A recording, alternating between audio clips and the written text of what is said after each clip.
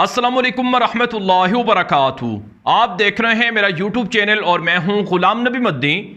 तारीख में पहली मरतबा इसराइल के सदर ने एलानिया तौर पर तस्लीम कर लिए है, एतराफ़ कर लिए है कि पाकिस्तान से आने वाले वफूद ने उनसे मुलाकात की है। इसराइली सदर इसहाक हर्ज़ोग ने एक आलमी इक़्तिसादी फ़ोरम से ख़िताब करते हुए ये बात कही है कि अब दुनिया इसराइल को तस्लीम कर रही है। जो ममालिक इसराइल के साथ ताल्लुकात नहीं रखते हैं वो ममालिक भी इसराइल के साथ राबते कर रहे हैं और इसराइल जल्द पूरी दुनिया के अंदर अपने सफारती मिशन खोलेगा और सफारती ताल्लुकात हर मुल्क से बरकरार रखेगा। उन्होंने कहा कि जो ममालिक आज से पहले इसराइल के ख़िलाफ़ थे और इसराइल को दुश्मन गर्दानते थे और इसराइल के साथ ताल्लुकात नहीं रखते थे, आज वो ममालिक भी इसराइल को तस्लीम करने पर मजबूर हैं।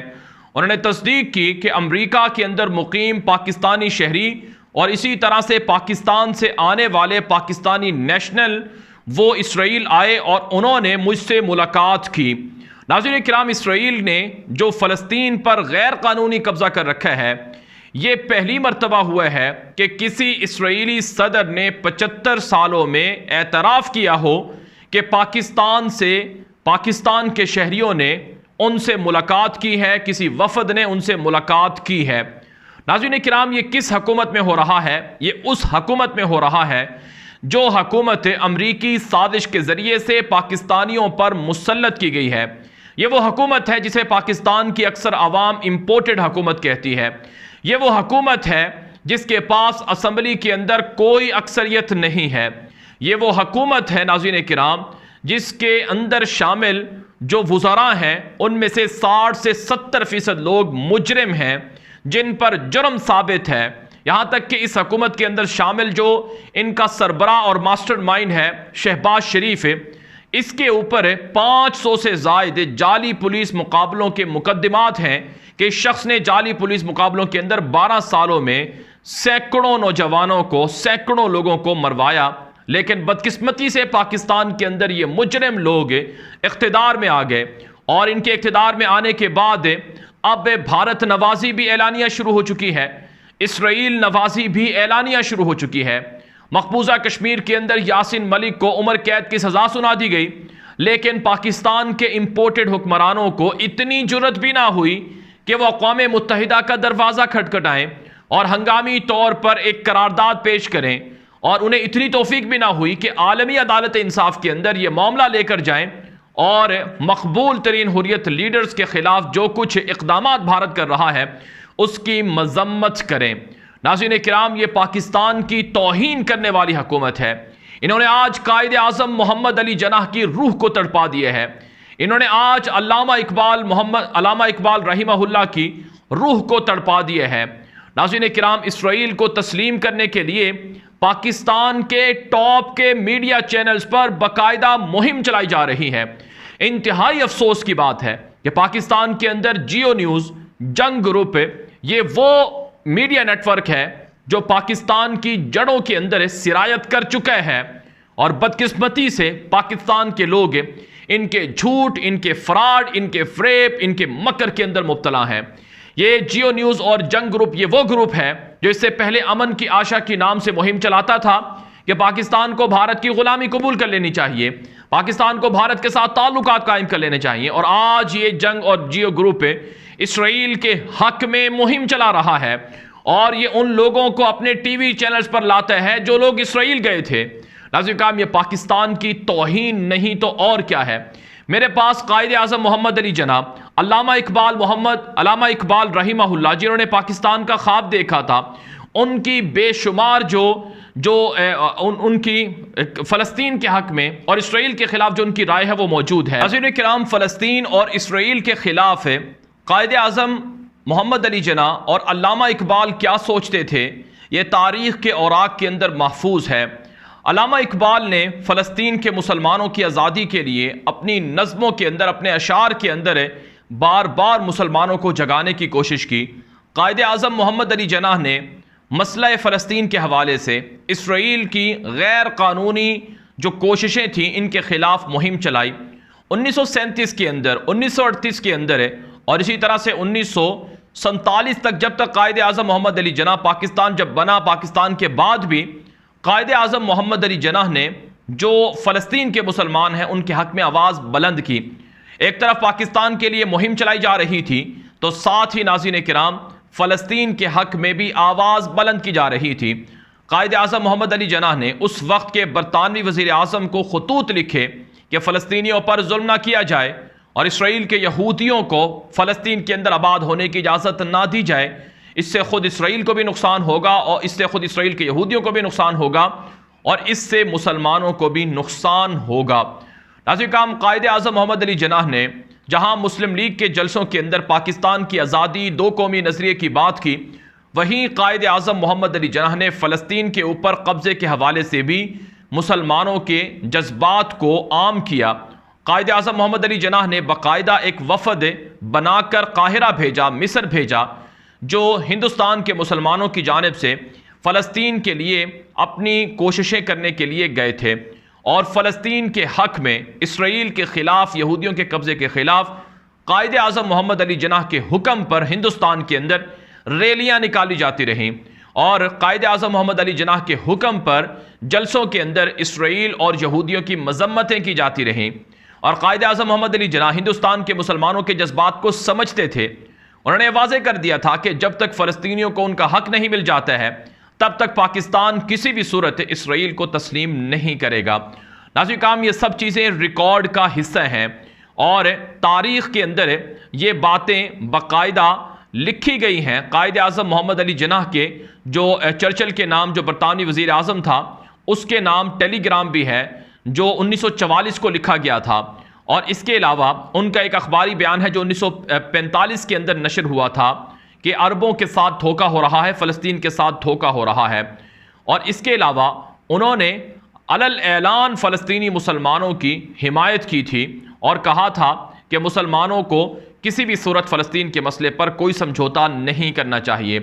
नाज़रीन किराम, इस हवाले से 1946 के अंदर दिल्ली में all India Muslim league council के एक इजलास के अंदर 3 घंटे इजलास रहा, जिसमें दीगर करारदादें भी मंजूर हुई। वहीं फ़लस्तीन और इंडोनेशिया की जद्दोजहद आज़ादी के हक़ में भी करारदादें मंजूर की गईं। उन्होंने खिताब के अंदर ये बात कही थी, मसला फ़लस्तीन का जिक्र करते हुए, कि जिस दिन से बरतानिया को फ़लस्तीन का इंतदाब मैंडेट दिया गया है, ये एक ऐसी तारीख़ बन गई है जो तारीख़ तर होती जा रही है। फिर आपने इस बात की मजम्मत की कि बरतानिया जैसी अजीम ताकत भी अमरीकी यहूद के दबाव में आ गई है। ये डॉन 11 अप्रैल 1946 के अंदर ये बात अखबार के अंदर ये बाकायदा छपा था। और इसके अलावा भी नाज़रीन किराम, जो बेशुमार मेरे पास जो तारीख़ के हवाले हैं वो मौजूद हैं, जिसमें कायदे आज़म मोहम्मद अली जिन्नाह मसला फ़लस्तीन के लिए इसराइल के गैर कानूनी कब्ज़े के ख़िलाफ़ आवाज़ें बुलंद करते रहे।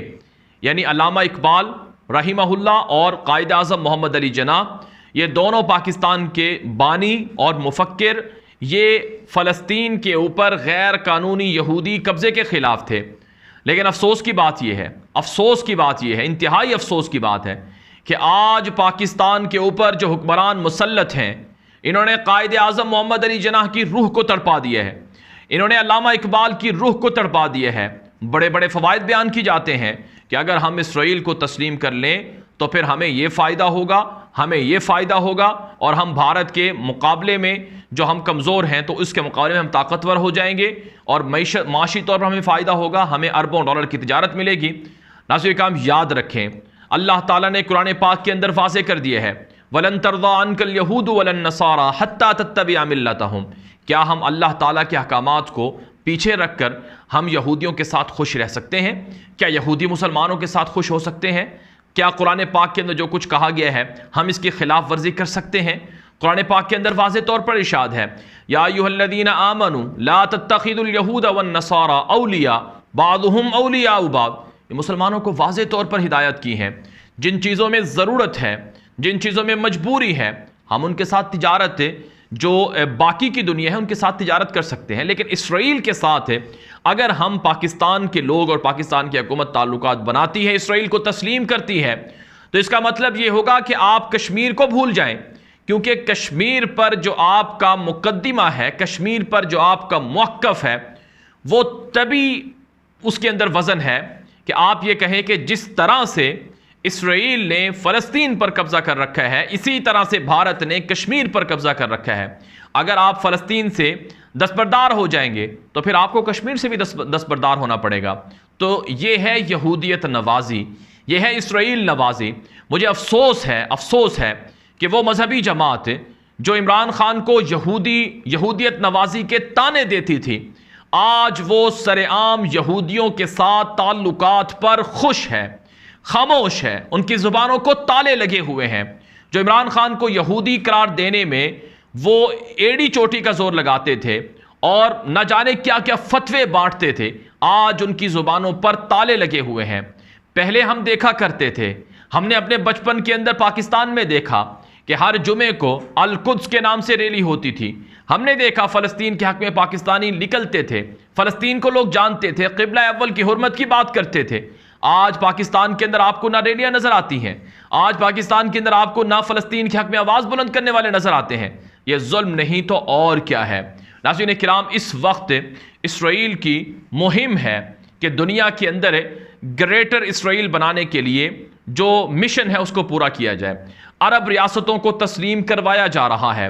अक़वाम मुत्तहिदा के 190 से ज़ायद ममालिक में से अभी भी 31 ऐसे रुकन ममालिक हैं जिन्होंने इसराइल को तस्लीम नहीं किया है। नाज़रीन काम, अरब रियासतों में से 22 जो अरब रियासतें हैं, 22 जो अरब ममालिक हैं, उनमें से अभी भी 17 के करीब ममालिक हैं जिन्होंने इसराइल को तस्लीम नहीं किया है।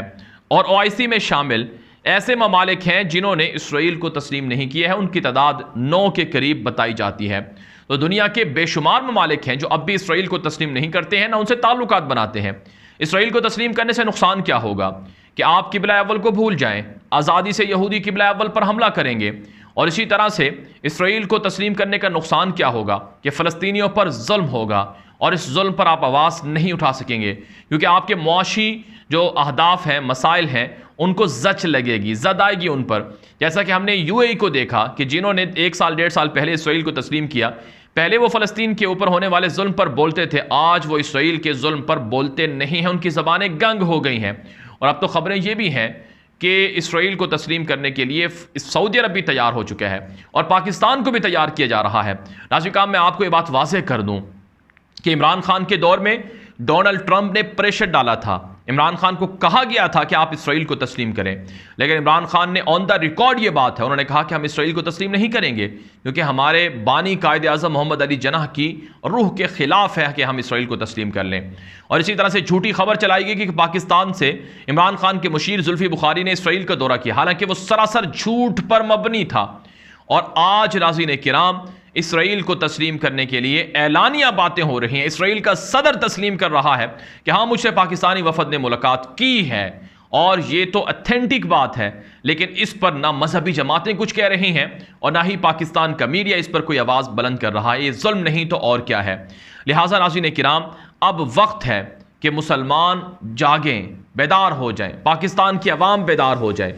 अगर आज हम खामोश रहे तो याद रखें, हमारी नस्लें हमें माफ़ नहीं करेंगी। इसराइल को तस्लीम करने का मतलब अपने पाँव पर कुल्हाड़ा मारना है।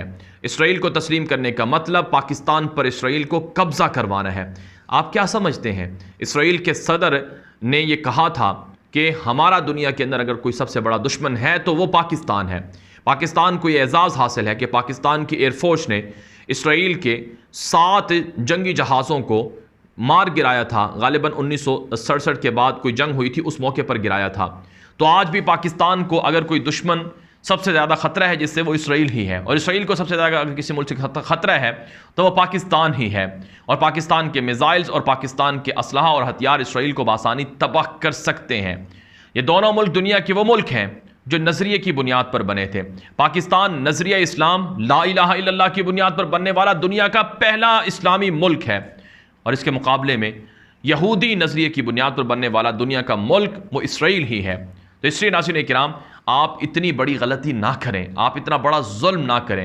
ये जो इम्पोर्टेड हुकूमत है जो जुल्म कर रही है, इस जुल्म के ख़िलाफ़ आवाज़ बुलंद करें, जितना हो सके ये आवाज़ बुलंद करें। पाकिस्तानी बताएं कि हम इसराइल को तस्लीम नहीं कर सकते हैं। ये कैसी इसराइल दोस्ती है कि आज फ़लस्तीनियों के ख़िलाफ़ मुजाहरे हो रहे हैं, फ़लस्तीनी को मस्जिद अक्सा में इबादत से रोका जा रहा है, यहूदी झंडे लेकर मस्जिद अक्सा में दाखिल हो रहे हैं, और यहूदी मुसलमानों को मार रहे हैं, उनके घरों पर, उनकी ज़मीनों पर कब्जा कर रहे हैं, वो पूरा फ़लस्तीन खा चुके हैं, छीन चुके हैं, और आप इसराइल को तस्लीम करते हैं कि आप जालिम के साथ जुल्म में ताउन करना चाहते हैं। ये कितना बड़ा जुल्म है। इसलिए आवाज़ उठानी चाहिए, जितना हो सके मजम्मत करनी चाहिए। ये वीडियो दोस्तों के साथ नशर कर दें ताकि वो भी इस तरह की मालूमात हासिल कर सकें और वो भी इसराइल की जो दरिंदगी है और इसराइल को तस्लीम करने के ख़िलाफ़ अपना एहतजाज कर सकें। इसलिए ये मालूमात उन तक भी पहुँचाएँ। और अगर आपने अभी तक हमारा नया यूट्यूब चैनल न्यूज़ की दुनिया सब्सक्राइब नहीं किया तो उसे भी कर लें। वहाँ पर आपको दुनिया भर से आलमी ख़बरें देखने को मिलती हैं। अब तक के लिए इतनी इजाज़त दीजिए। अस्सलामु अलैकुम वरहमतुल्लाहि वबरकातुहू।